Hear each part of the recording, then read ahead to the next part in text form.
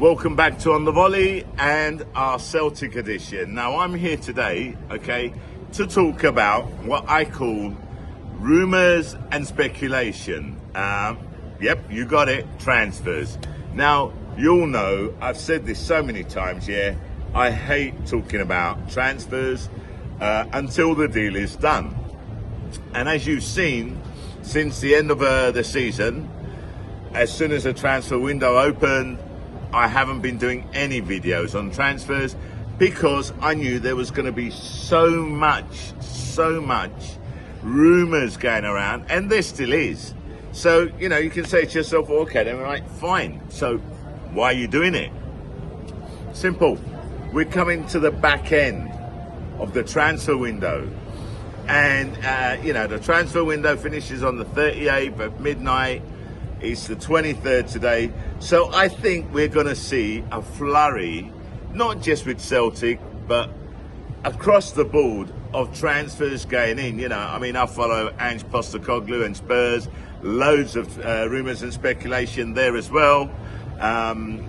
Really haven't done much on them, okay? So I just thought to myself, you know what, fuck it. I'm here out in the centre of Rome. It's 31 degrees. It's absolutely gorgeous. Short sleeve top, just round the corner from the Colosseum, yeah? And I'm at the pub, the Shamrock Irish pub, the Gladiators pub. Do you know what I mean? So I thought to myself, fuck it, let me just do a video. Let me just get out the way. So, anyway, sorry about that, just got distracted. Sorry. Damn, sorry about that. I mean, I got seriously distracted there, yeah?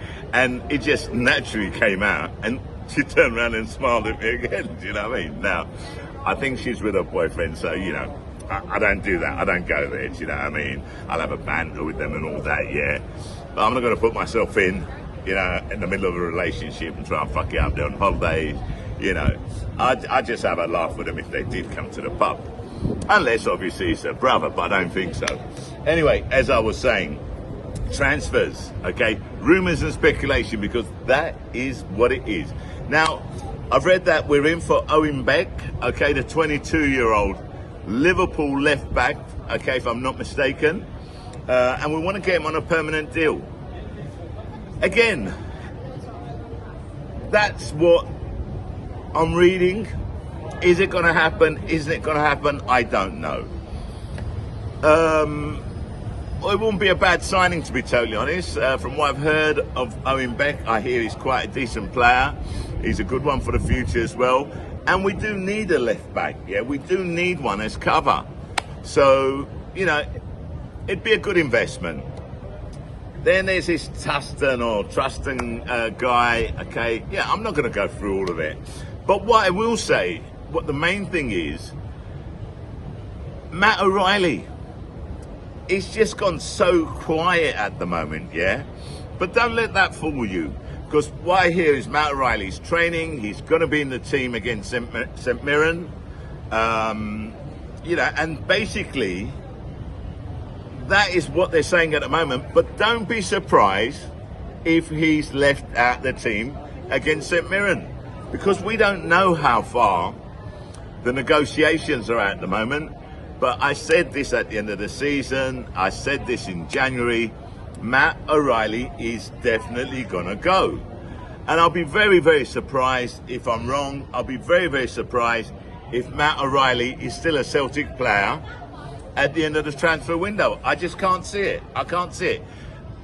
And I would bet my house on it. Okay, that is a banker if ever there was one. Now, the next one, speculation, rumours. This is what I'm talking about. Kyogo to Manchester City. I mean, that was the news yesterday, yeah? You know, I could have done a video on it, and I thought, nah. I'm not going to get pulled into that. I'm not going to get pulled into it. And today, what's come out? Pep Guardiola has come out and said that Man City are not going to be involved or doing any more transfers unless the situation changes. Now, that's a bit cryptic if you ask me, yeah? Hello? What does he mean? Well, go on, bro. What does he mean if the situation changes? Does that mean if they sell a player and they need Kyogo to replace him? Does that mean, I don't know, if this weekend they have a long-term injury in Kyogo's position, so they need someone to fill in and cover? I mean, you work it out. I've always said this, yeah? Wait until the end of the transfer window. Things can change from 1 minute to the other. And you know what? It wouldn't surprise me, even if Man City don't go in for Kyogo, another team does, yeah? And to be totally honest, and this is something which I agree with, I can't remember who said it, but they did say that the fact that Man City were linked with Kyogo should stimulate interest from the other teams. But to be totally honest, I don't understand why no one has looked at him. I've said this in a past video. I said I can't understand why no one's gone in for Kyogo, no one's gone in for Rio Hatate, no one's gone in for Dyson Maeda, and that's just some of the names. We know that apparently there's been interest in Carter Vickers as well, which has been, you know, knocked off on the head, you know what I mean? And judging by what Brendan Rodgers said, yeah, he cracked a good one there, yeah. Brendan just turned around and said, well, you know, if all the rumours were true over this last week, I'd be preparing for five-a-side competition this weekend, and not 11 against 11, because I'd only have 5 players left. And, you know, exactly. He's taking no notice of it.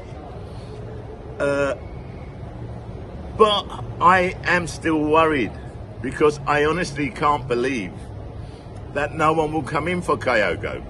I honestly can't believe that no one will come in for Rio Hatate. I'd be surprised if no one comes in again for Carter Vickers, because let's be honest, yeah, we've said this so often, yeah, Celtic is a selling club. It is a selling club, yeah, and depending on how much is offered for these players, would the board knock them back? I mean, it's obvious the O'Reilly transfer is going to go through. They're not going to knock that back, okay? And plus, from what I hear, Brighton have offered 26 million. You know, when the minimum asking price for O'Reilly was 25 million. At least they didn't do what Arsene Wenger and Arsenal did when they went in for Suarez, okay? 40 million was like minimum. They went in with a bid 40 million and £1. What a joke that was, yeah, what a joke that was. And it's just come out recently that the only reason Arsenal did that, which was ridiculous, was so that they could start having a dialogue, knowing that they'd have to spend more. But you don't go in with a fucking bid of 40 million and £1. That's a joke. And I don't blame Liverpool for their reaction at the time. But I think that would never have happened at Celtic, okay, right? And Brighton, okay, they've come in. 26 million is what I hear. He's going to go. It's just a matter of when it's going to be confirmed. That's it. Now, Kyogo, I think the only problem with Kyogo would be his shoulder, okay, because he's had a problem with his shoulder injuries. So would he pass a medical if he went to another club? I think he would.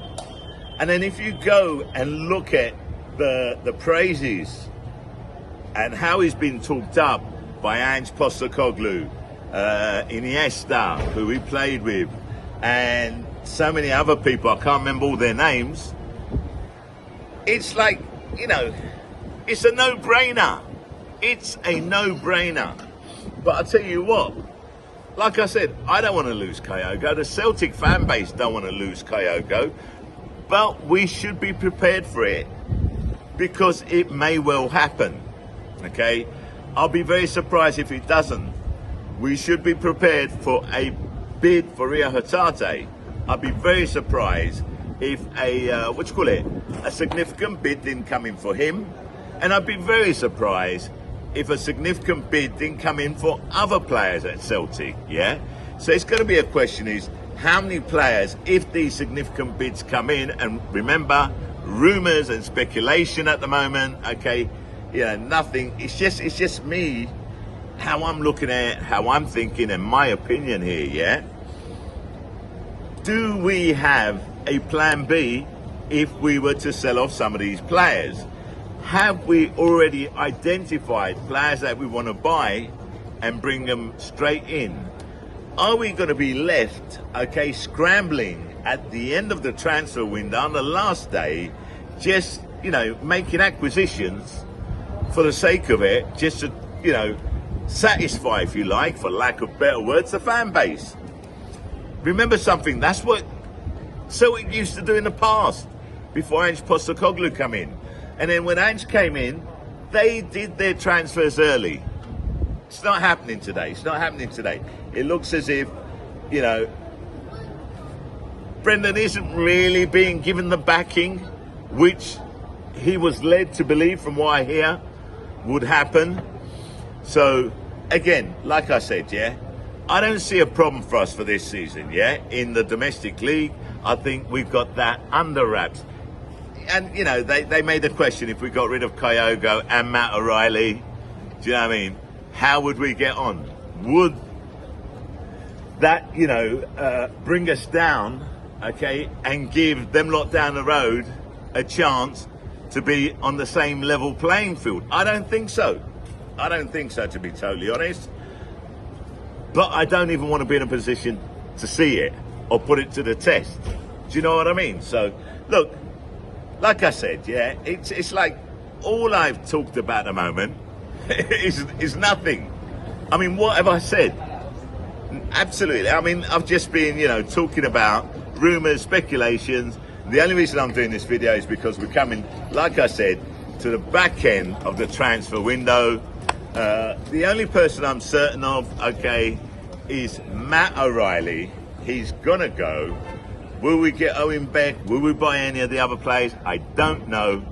Are we going to lose Kyogo? Is somebody going to come in for with a concrete bid, a relevant bid for Hatate or Carter Vickers? I don't know. We're going to be reading over the next few days and hearing a lot more rumours and speculation. All I'll say to everyone is, look, fuck it. There's not a lot we can do about that. We can't stop the rumours and speculation. We're going to be hearing things every single day from now to the end of the transfer window. Let's just keep our fingers crossed that the board, are prepared and have a plan in place to do what we have to do, which is basically ensure that our team is prepared, not for the domestic league, like I said, that should be a walkover for us, but prepared to at least put up a good showing in Europe. That's all I'm asking for, I want to see a progress, I don't think Celtic will win the Champions League. That's a little bit too much to ask today. It's something which we need to build for in the future. But hey, in the meantime, it is what it is. We'll see what will happen. I just felt that I just wanted to come out and basically just vent, I suppose, because that's what it is. Because to be totally honest, at the moment, I'm not that confident on the incomings, and I'm a little bit worried about what could be some of the outgoings. Now, do I have a reason to worry? Should I not worry? Am I being a hypocrite by saying I don't want to talk about rumours and speculations? Well, to be totally honest, I don't think so, because I've done fuck all up until now. And like I said, I'll repeat it one more time. The only reason I'm doing it is because we're at the back end of the transfer window and we have done nothing solid. That's it. Got nothing else to say. Me, Shah, I'm out.